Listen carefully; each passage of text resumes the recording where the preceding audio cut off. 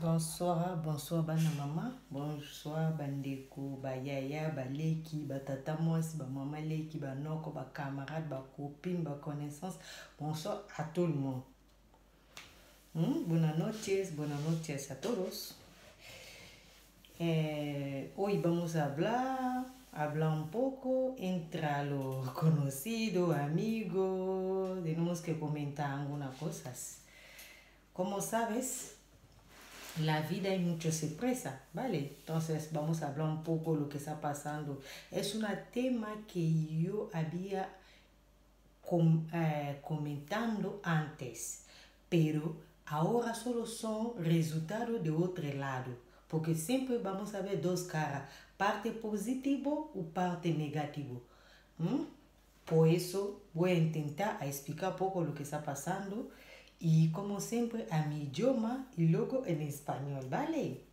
Lo quiero mollón, comparte mi video, mira mi video, like, comparte y entra también. Necesita mucho miembro, necesita vuestra ayuda, vuestro apoyo con mis canales. Es Patience TV, Patience TV.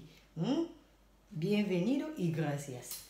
Bueno, bonsoir bandeko, ba mama ba ye ba leki nde boyebi mikolo tozo sala vidéo na espagnol pe na lingala.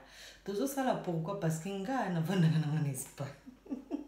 Na mama Espagne, ma passé ça mama Espagne. Naza ba mingi baza ba espagnol, na tiara ba vidéo ba talaka ba yo kakate ba comprendre kate bazala vraiment intéressant ba déranger kanga ba yebisa nga ma patience mais yo mambolo ba to ka na bisoté tulinga pe to yo kata muso ko sepelisa biso mais au type biso libande peut-être aux vendre ensemble tous à ensemble na yebisi ba ne vous en faites pas, je ferai ce que je peux.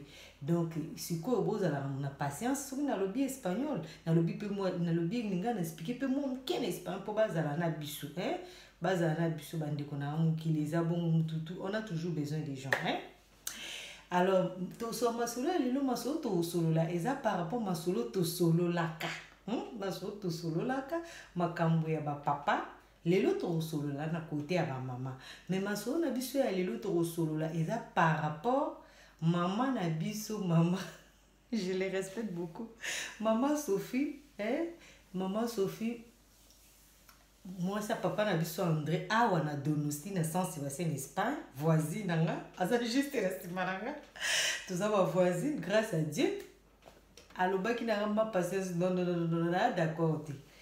d'accord que yo comment okolobaka partie ya basi ya négativité basi pe au côté positif eza na basi batomboli mibali eza na basi basali mama minene mpona mibali ngai na yambaki na yokaki epe na prometaki ke na kosala ndenge alobaki nayebisa babino ke soki oyoki terme kobeta mabaku te solola na nga soki omoni ke peut-être soki yo epasse pa na on te prendre leçon peut-être pasaki pa mutu moko boye tolobaka biloba loba te bandeko na nga tolobaka biloba loba te mokili eza makambo ebele nde tolobaka boye toyebi makambo toloba toza mikolo yango na vraiment nasenga bino s'il vous plaît bozala motema pio bolandaka canal na bino bosabone na chaîne ya mama ya bino patience bos'inscrire bokota pe bosabone na kati bosenga pe bademande ami na Patience TV eza na bami na nge ebele boza ba ami na nga ya Patience Tomboli bolongwa na Patience Tomboli boya na Patience TV parce que Patience TV nde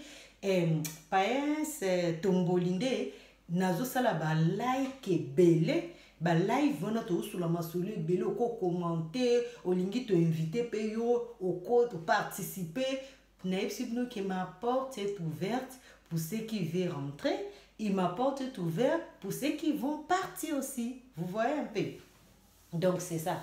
Alors mis amigos, necesita vuta ayuda, vuta apoyo con mi canal es Patience TV. Patience TV, Patience TV. Entonces hay que escribirte a mi página de Facebook Patience Tomboli. O tú puedes escribirte también como uno de mis seguidores en mis canales Patience TV, ¿vale? SOS, por favor, Patien TV tiene muchas sorpresas para ustedes.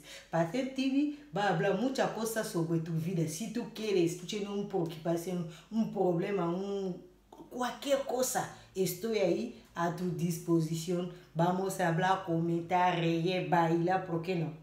SOS. Donc, mes amis, tu bandit terme na biso nazo mo attendre lobela, il faut pas publicité, bozo c'est la rap publicité, bo partager capé, bo aborder, bo na rapé bo ça fait ba ndeko na bino ba mine mino connaissance na mino, bo appuyer surtout bino ba en Espagne, bo appuyer ngai parce que na ndeko na bino na ya na bino na lek na na maman na bino. Na on a besoin aide na bino ba ne son nyonso na monde entier. Ba gros bisous na bino. Alors pour to banda terme na biso to koloba lelo na otitile amu lelo. Réponse à ma maman sur préoccupation à ma papa pour ne pas tomber dans makambo mulai. Problème est aligné to so là qui par rapport na libala ne ba to bazo vanda to moni ke to comme na 21e siècle mukile comme na makambo belé hein de to so là mukile comme na makambo belé vie sociale est un peu compliquée c'est un peu pas si de to so là qui que il faut tous à l'habitude ya kwa puye mibali na biso. Ça veut dire que si vous avez marié mobile no ata sala ka maman luka ata musala muki atokanga kasuki luka mo eloko moko sala po ba salaire oyo ezokoka vraiment te eza juste en plus na ba famille na biso tous na ba préoccupation tous na ba problème na ba famille na biso. Alors pour ne pas to vanda ka aboye to kufa pauvre to kufa na misère il faut tous à la base moko forte base moko courageuse.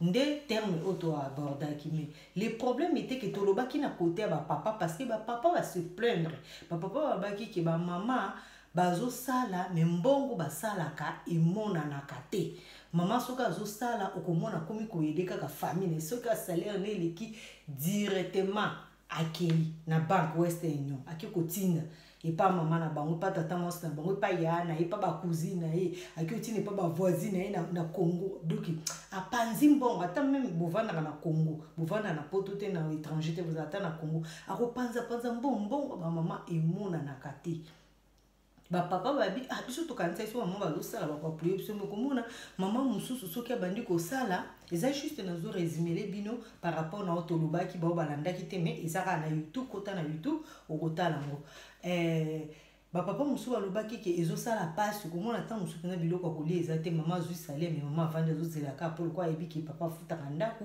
pour ebiki quoi papa muto a se charge nde ba se plaindre ki pa maman ba patience avec confiance ba lobela ki nga la lobela ki na parce que maman na biso Sophia lobino ma patience tika wana na ndimi na ngate parce que basi ya malamu bazali o ba soutenir mibali même ba français ba bi que derrière un grand homme il y a une grande femme alors toti ka communiser basi pe bazo seulement mama minene.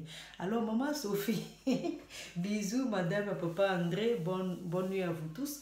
Na sepeli vraiment na makamno sola ki na en tout cas ndeko moi si merci beaucoup eza bien biso tolingi ba maman lokola yo eza bien ozolo ba makambo eza très capitaine ngape na yebi basi belé hein na yebi basi belé avant tout banda programme notanga komona bango eza na maman na biso yo moko Sophie na yebi oza femme battante obusalaka ozo soutenir papa André 100% na yebi pe lisusu ndeko na ngai Nancy Lokio asalaka a soutenir mbali na bana na aza vraiment une bonne mère côté finance côté tout na yebi pe Francine Lokio pe asalaka même chose na yebi Karine Madame Eloire à travers capé dit bazala toujours na mbaye na soutenir mbaye na yebi pe ngana zotanga bato na yebi bobeta mabakute hein mais boy ba ke liste za mula bo kanisa te bino ba mususu na tangi bino te ke na bosani bino non na bosani bino te na yebi pe lisusu madame na biso ya Valentine ya Valentine na biso na bilibao mwasi moko makasa soutenir pe mobali ni papa na biso na yebi pe Lina Fouqueux Lina madame ya Lukoko na yebi banda na yeba asala kabunda na papa soutenir libota na yebi pe maman Pasi veuve ya papa na biso Alpha ye na Zaragoza yepe asala mingi to depuis mobile na zaki vivanti na lisimaliwa mobile asala pe mingi pona mobile na yebi pe lisusu Solange madame Fredina Goiba o azamo smoko azana bana mais tout le temps azana musala zo bundana pour foyer ne pesa bien hein na pesi kaka chouchou na Amérique chouchou yo posamo smoko battant te soutenir vie ya mobali no mingi osoutenir mobali na bozalaka mpe bien yo mpe entre oza batante na États-Unis Brigitte nga nabengaka mbondo mbondo mopolo mpe grande batante akoliseli biso bana azosala azobokola bana eza mpe facile te bana bakoli tomoni donc basi ya malamu bazali bamama bapapa toye kosola mpo lelo eza dossier ya bamama Bueno, los amigos, estoy hablando con algunas mujeres que yo conozco que son trabajadoras, que ya peleado mucho para apoyar a su familia por todo cosas, vendiendo, penando, trabajando muy duro, muy durísimo para apoyar a su marido o su familia. Hay la mujer más fuerte a la vida que ayuda a los hombres y gracias a ellos los hombres también se sienten bien. Que una mujer que ha hecho muchas cosas a la vida de sus hombres. ¿Vale? Entonces, este es el nombre de la mujer que yo conocía, que vosotros no conoces. Por ejemplo, yo también conocía muchas mujeres que yo conozco. Por ejemplo, Berta que tiene peluquería, es una mujer en Eiba que trabaja mucho. Gorda la Bea también tiene peluquería. En Eiba, Yani en el Vergara que tiene peluquería es una mujer también fuerte, valiente, que pelea por su futuro, por su marido, por todos. Yo conocí a Mollón, a Wilda, Miguelina, Rubita, Susi, mi amiga, también, Betsy, en el Mendario es una mujer que yo conozco también, que está peleando mollón por su marido, por su familia también. Yo conocí a muchas mujeres valientes. Si no hablo de ti, no te preocupes, próximamente hablaré contigo.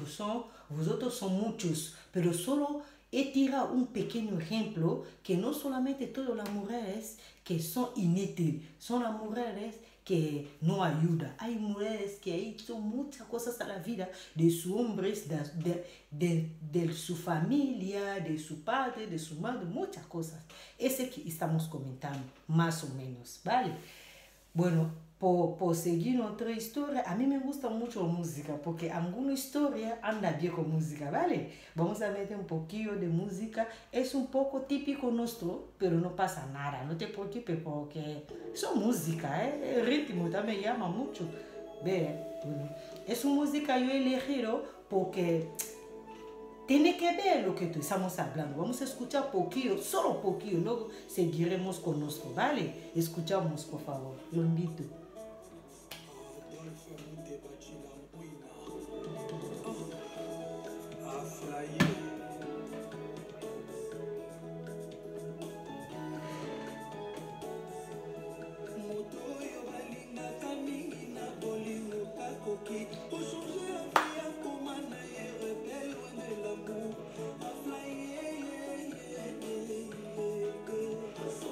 natie muziki oyo boyoka pomoni banzembo mosusu nayebisaka bandeko eza ba muziki mosusu so ozoyoka oza na mobali na yo oza na famille na yo ezopesa mwa ezopesa espoir moko ya vie ezopesa yo nde baespoir bagana de bibi okomi mpena bien yango na choisi nzembo oyo mpo to akompagne na masolo na biso antuka bobeta mabaku te bino bato bosambelaka je suis désolé mais biso tozobeta masolo tozoluka eloko ezocorrespondre na masolo biso tozobeta mpo bolingo mpe eza bien libala mpe eza bien qu'on se trompe pas moto akosa biso te c'est ça.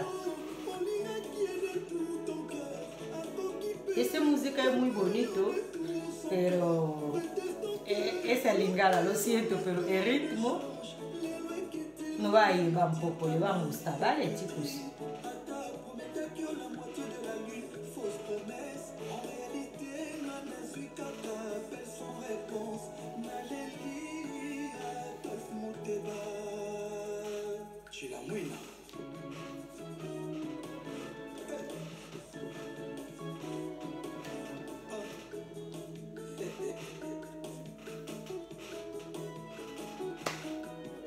Maman muke ça la fait moi bien comme vous savez quand tu as un plus moi ambiance la plateau ça va bien là la pour autant la passer sur la tout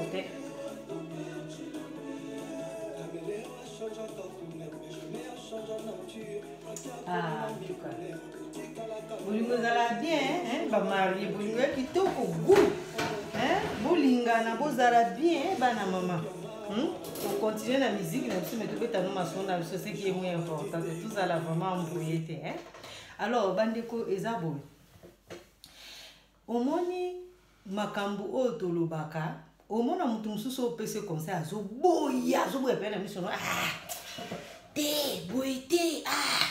Abaye yo pedu kato atuzaki na maloba isiliete okati.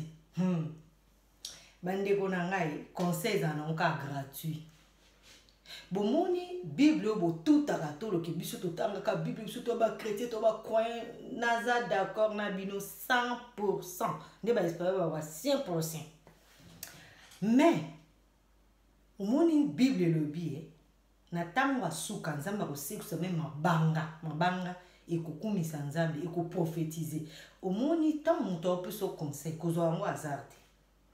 Yebaka ke nzambe molimo nzambe kokota pe à travers ye po ebénir. Tous en a facilité ya kolobake yo balate conseil ni opesa batu ndeko nanga pose espérance à vie fo bala tant na kosio ke pose espérance na vie auto vivre fo bala na ngai sur bon bon libala ngotan babala e bana nano na ki copinage comme na ki fiancé ndebo bala niti hein espérance est na libala te espérance est ramener na vie expérience ezala rendre na vie expérience ezala na libala te ndeko mosi ndeko mobali pardon bolimbisanga expérience ezala boite pourquoi biso batu ya mangala to na façon na biso ya komona makamo so muto opeso conseil ya médecine oyebiso yo tanga médecine ngo wapi po papa na ngai ndeko na boyebi ki biso penza toza somo est-ce que ba biso ke muto pa peso conseil ya médecine phase à médecin tant mususu abelaki maladi wana boyine koyebisa tant mususu abelaki yango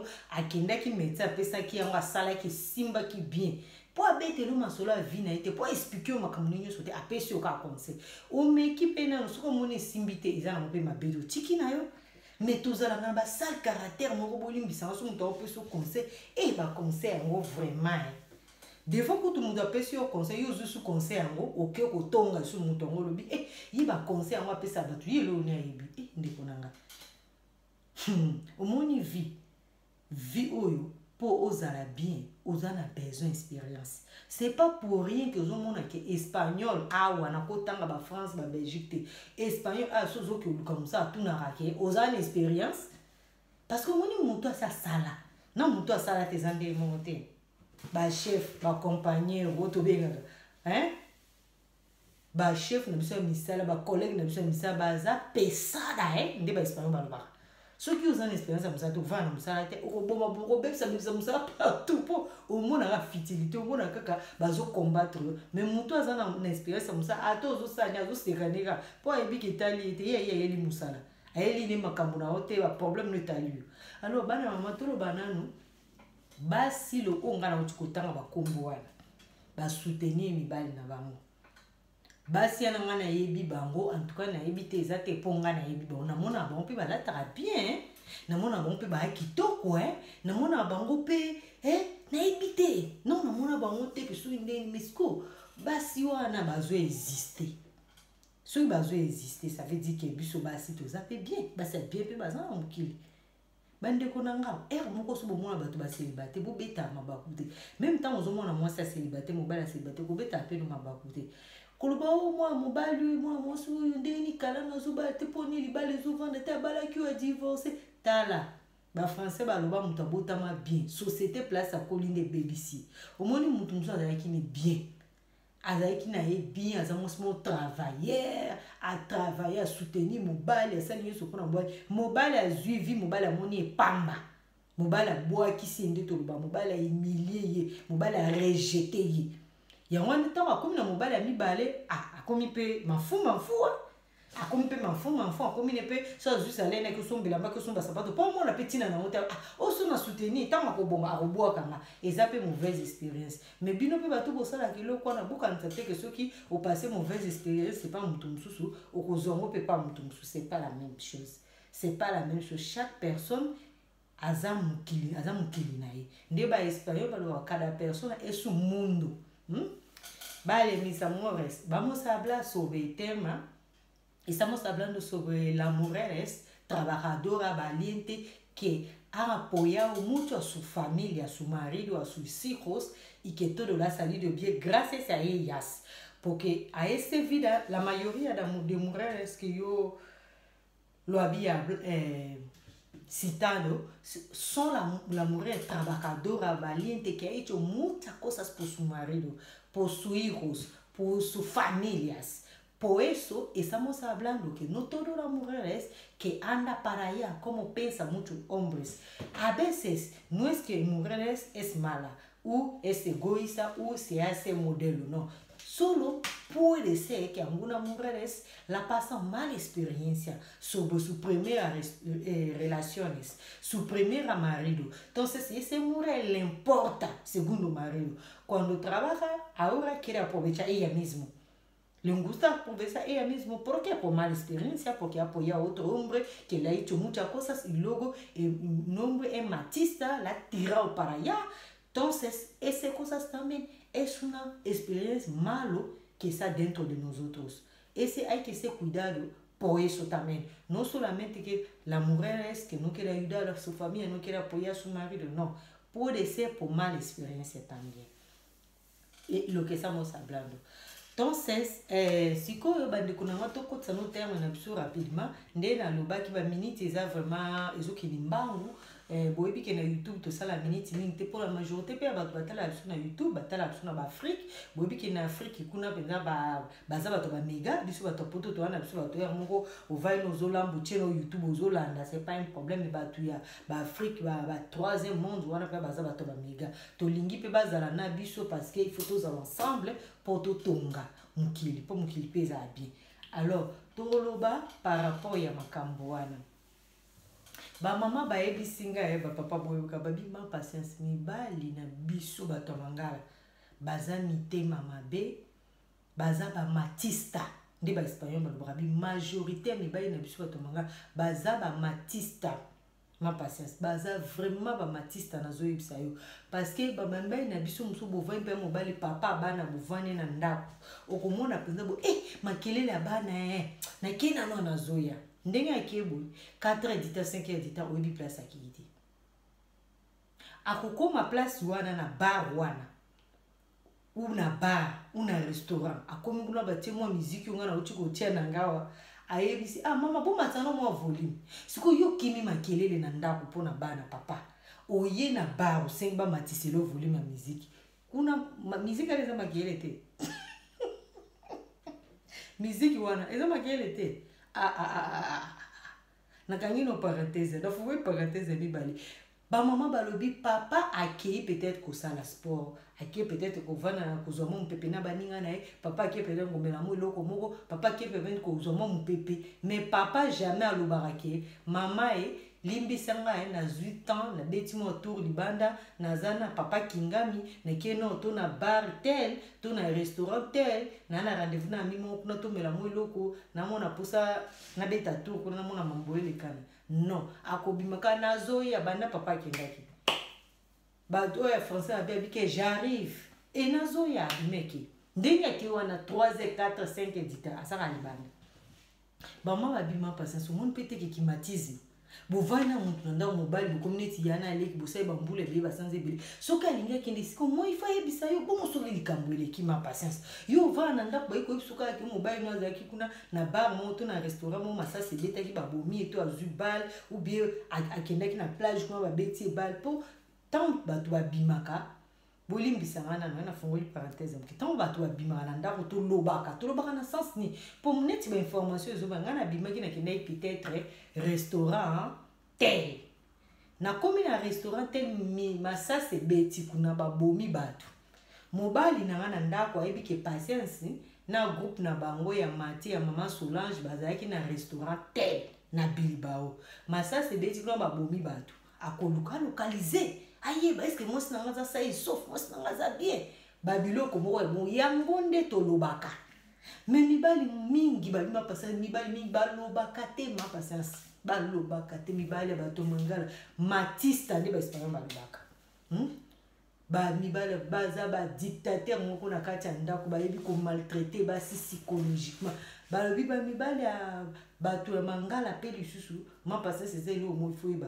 bayebaka te ke oyo eza masolo ya famille bayebaka te ke boza na famille ndako na bino eza ndako ya famille mibali mosusu baza wana ndako na bino ekoma hotel soki camarade moko azoleka na ville wana azokende mboka mosusu te oya na ndako bon toboyi te solidarité bible elobi ke ndako oyambaka bapaya elalaka nzala te toboyi te ezangaka eloko te mais quand même bosa collaborer na mama yebisa mama eketala camarade nanga moko to connaissance nanga moko to voisin nanga moko à l'époque auti mboka nord azokende sud je crois biso toza na awa akoleka awa akoya na ndako alala ta na butu bo na ntongo akontinue obi akoya na ndako amela te eloko na biso to alia mo eloko na biso ava continue voyage na ye mama mpe akoyebisa yo mpe point de vue na ye akoboya te to akondima te moko plus mpo boza bino mibale bandeko na nga omoni libala obino botutaka tolo libala nga na bana mpa bovivaka na enfer bandeko na nga nayebisa bino verité omoni libala eza na kosepelisa moninga so boyebaya te soki ondimi kobala moto eza mpo osepelisa ye soki oza mwasi eza mpo osepelisa mobali no soki oza mobali eza mpo osepelisa moto ça veut dire otia moto à l'aise c'est ça qu'on appelle libala ça veut dire que oyebi ke mwasi nange eloko alingaka te okosala ngo pete mpona mpo olingi esana kimia ezana esengo mobali nanga alingaka eloko bolingo osala ngo te babimaka patience bamibala bato mangala nde tozovanda na bamabala nzambe ka moto ayebi tala badossier babimisi elinga bapapa bozala nde boye nasekalo bozala nde boye batuka badossier bamama soulevé eleki ebele eleki ebele bana na ona ndako olobaki makelele papa olobaki makelele mais edike bango ti so eza makelele yo oza tata edike ye monga na mitunanga na ozela nayebi eloko na depuis tozalaki baya mike nayebi eloko na bato mingi bandolo nga dans ma propre famille ça m'a pas arrivé parce que la propre famille na biso mutu oyo abokolaki biso c'est mon grand-père lui c'était lui ye azalaki koloba koedike comme un vrai père ye abanda oloba te ke abandaki ko neti bapapa mosusu te bazali toujours kopesa bandaki toujours koculpabiliser mama ke faute ya mama faute ya mama mon grand-père il était pas le cas lui il nous éduquait lokola papa ye kutu soko salere akote le bateau faute ya maman le faute non akoboko salere awa te awa na ndako na ngai il faut obéir il faut tosa il faut aller example il faut aller ambassadeur ya famille oyo donc soki yo ozoyeba koyebisa bana note ke papa est à la maison on peut se calmer je viens du travail je peux me reposer so ozokoka te ça veut dire que yo moto ozoedike bana note eza te ke yo kima mwasi na otokima ndako na oki ovaa na bar to na parke ya na sens te bolimbisanga eza na sens te parce que nga naza ana mpe na bana nga so nauti mosala na ye mwana nga mwasi atie musike oyo mosu ya mobali kula na ye nayebisi bango na bi bana nauti mosala nakopema ndeka nalobi nakopema mwana moto ya moto adimine volime moto ya moto azwi position kimia mais eza éducation te éducation ona kopesa eza yo eza mama te eza mama te yo ndoza tata mama mpe akopesa part na ye mais yo mpe ifo pesa ntango yo omoniki makelele eza okeyebisi bana makelele papa aza na besoin ya kimia bana bakoyoka bana tala bandeko na mambo ya bana oyo toloba ngo noloyo te tokangi kaso serada ablare mosuma star de vie toloba ngo plus tard bolimbisanga espagnol mpe kola mwa moke alors estamos hablando sobre lo matrimonio que a veces los hombres no respetan mucho a sus mujeres. Los hombres salen de casa, no dicen dónde va, no dicen nada. A veces van solamente a pasear, pero encima parece que, cariño, voy a pasear un poco con los amigos, nada. Te dice que ya vengo, ya se fue. Y como se ha ido, puede ser 4 o 5 horas fuera de casa. Y a veces la mayoría de hombres acusa que porque hay ruido a casa, que los niños molestan, todo esto. Algunos, a veces, cuando va a la calle, a un restaurante, a un bar, no sé a dónde anda. Es normal, chicos. A veces necesitamos hacer solo, ¿no? Pero a menos, dile a tu compañera de lucha, dile a tu mujer, dile a tu pareja que cariño, voy a tomar una cerveza en tal bar. donde Carolina Aneiba, voy a tomar mi cervecita, ¿vale? Entonces, cualquier cosa, estoy ahí. ¿Qué costa? Ese costa también. Yo no creo, ¿eh?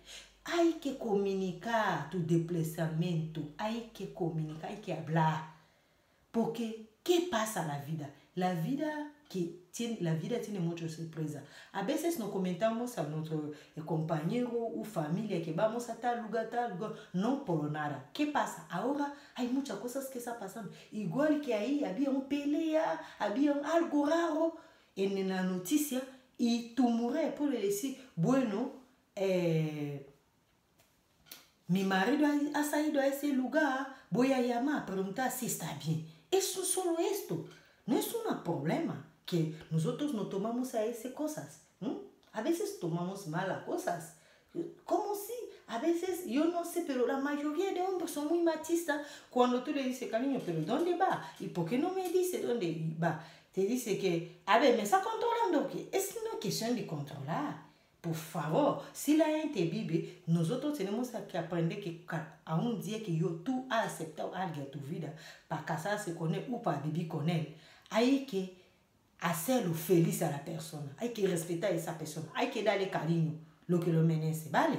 No vamos a decir que esa mujer me está controlando, no tiene que ver con controlar. Seguro que una persona tiene que controlarte, ¿por qué no? Tú también controlas a los demás, ¿no? Tú, imagínate que tu novia o tu marido va a un lugar, tú no sabes dónde anda. ¿Qué te va a decir? Te va a gustar también. Te va a gustar que dice, vengo, estoy abajo. Y luego tú entiendes que ya has ido de Francia, de Bélgica, no sé qué, de Bilbao, de Donosti, no sé qué. Te va a gustar. A ver, es fácil, ¿no? Lo que tú no quieres hacer, lo que tú no quieres que la gente te haga, no hace a los demás. Esas cosas que decimos machismo, ese es machista, ese machista, ese no es un hombre. La mayoría de nosotros de tercer mundo somos tan machistas, de verdad, los tercer mundo somos tan machistas y no queremos ni que la gente habla. Si tú hablas, esa mujer habla mucho, esa mujer me está faltando respeto, esa mujer, tengo la hostia de esa mujer, no tiene que decir así. Cuando tú aceptas a una persona en tu vida, hay medidas que tienes que aceptar, hay cosas que tienes que tomar, porque es más importante que esa persona también aproveche, que disfruta de la vida contigo, ¿vale? Ese es derecho de cada uno, como contigo, como con él, lo mismo. Entonces, vamos a hablar un poco de esto. Que estamos hablando sobre el machismo de nuestros hombres en casa, sobre todo la pareja con niños, la pareja de muchos años, esas cosas. Muchas mujeres me han comentado que a mí me da la rabia todo esto. Y bueno, por favor, ese no se puede, no se puede, chico. Hay que arreglar la situación, hay que ver las cosas. Es que tenemos que hacer cosas bien con los demás, tenemos que respetar a los demás, tenemos que hacer feliz a los demás, sobre todo la pareja, tú que la has elegido por tu vida. Entonces, si esa persona no está feliz, tú tampoco no vas a ser feliz, Esas cosas es automático, le digo la verdad. Por eso que estamos hablando esta noche, ¿vale? Bandeko na nga moni ba makambo nde ba espagnol balobaka machisme, mibali mingi bazosala basi mabe makasi, mibali mingi baza ba machista nde touti oloba na espagnol, baza ba machista, balingi vraiment kokonza, balingi vraiment kozala likolo na nyonso, doki alingi kutu te soki ka olingi osala eloko moke te mwa moso oloba mingi mosali kocontrole nga. Ah papa, bacontrole yo te ndeni, bacontrole yo te ndeni, est ce que yo controlanga te? Te il faut le place ozokende tozala même bato no nazokende kaka koleka nzela oui lekende mpe koleka nzela esala nango eloko te yango na bai toloba bamama en tout cas longonya na bamama nyonso natangi nzambe apambola bino na bino bao natangi te bobeta mabaku te, boza basi balie te bobundanaka, bosoutenir mibali na bino, bosali tozoloba no bamibali basi oyo baza na kati ya ndako ya mabala bolimbisa bino oyo bosu bodivorsa ou bino no bobali te tokoloba mpe makambo na bino oyo biso toloba na basi oyo baza na kati ya mabala oyo bazosupporte mibali oyo bazosala basacrifice ebele mpo basupporte na basi oyo neti topesi exemple ya mama Pasi na Zaragoza aza veuve asoutenaki mobali de son vivant, après sa mort azocontinue de atrahi mobali na ye te abokoli bana na ye de akolisi bango avec maya misu mebana bakoli. Alors bandeko na ngato za la exemplaire na yebi que moi si asala ramingi na vie mobali boza la décourager te ato zo mobali ya matista ndeko na ngati aina mabondeli yo zalaka ka yo zalaka malamu bundana o sauver foyer na yo bundana o sauver vie na pour luka tranquillité pe o luka sengwa libota na yo. Et là, on est canal de la mingi, tu continuer ma solo na biso comme sous air comme tu sais déjà 30 minutes, 35 minutes. En tout cas, il faut to kata pour na bateau batala biso musika. Alors, na kolobali sous par rapport il y a Patience TV bo abonner, bo partager, bo s'abonner na page na ngai yao. Il y a Facebook Patience TV. Paes tomboli eza na sala ka ba live mingi to betaka masolo soko lingi to invité yo batu ya live na nga en tout cas na sepeli na bino na remercier bino boza ko partager ba vidéo na nga na zo mona bozo sola na nga privé bo betela nga ba masolo akati. En tout cas je vous porte ici beaucoup tabo s'abonner beaucoup senga demande amitié Paes tomboli bo s'abonner na Paes TV chaîne na bino boza bienvenue. Je vous aime beaucoup, bonne soirée. To kama musique na biso moke après to kati bana mama ya na welo te za ma solo famille bo beta mabaku te ba papa mais en tout cas to hay que ser caso de ba espara hay que ser caso. Vamos a escuchar un poco de música y estamos al final. Solamente los hombres tienen que ser caso también, no hay que ser tan machista, ¿vale?